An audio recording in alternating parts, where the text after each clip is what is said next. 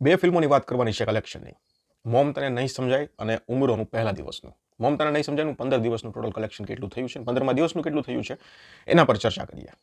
જો હવે આ મોમ તને નહીં સમજાય ફિલ્મ ચાલી રહી છે ને, એક તો કલેક્શન ખૂબ સરસ થઈ ગયું છે. એટલો કલેક્શન કોઈ વિચાર્યું જ નહોતું.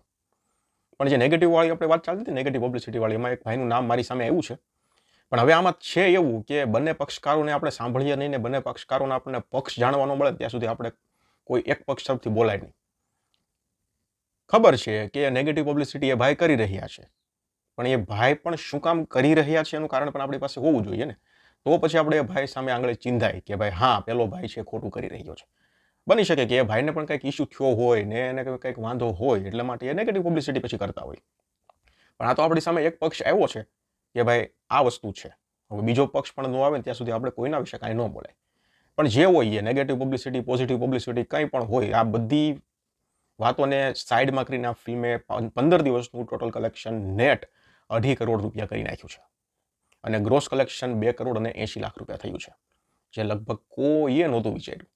ખૂબ સરસ ચાલી રહી છે. 15મા દિવસનું કલેક્શન આ ફિલ્મનું 5 લાખ રૂપિયા આવ્યું છે. 14મા દિવસનું હજી ડબલ ડિજિટમાં હતું 10 લાખ રૂપિયા. પણ 15મા દિવસે આ ફિલ્મનું કલેક્શન હવે ઘટ્યું અને 5 લાખ સુધી પહોંચી ગયું છે. હવે ઉમરોની વાત કરીએ તો ઘણા સમય પછી ડિટેલમાં રિપોર્ટ આવ્યો છે કોઈ ગુજરાતી ફિલ્મનો. ઓક્યુપન્સી સાથે આપણે વાત કરવાની છે. 16.16% ઓવરઓલ ઓક્યુપન્સી હતી.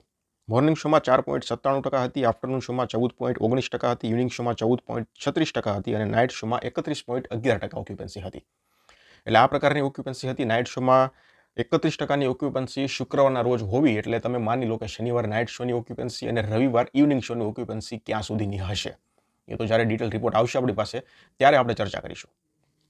અમદાવાદમાં 16.50%, મુંબઈમાં 40.75%, સુરતમાં 6%, આણંદમાં 3.75%, ભાવનગરમાં 25%, ગાંધીનગરમાં 21.75% અને વડોદરામાં 13%ની ઓક્યુપન્સી.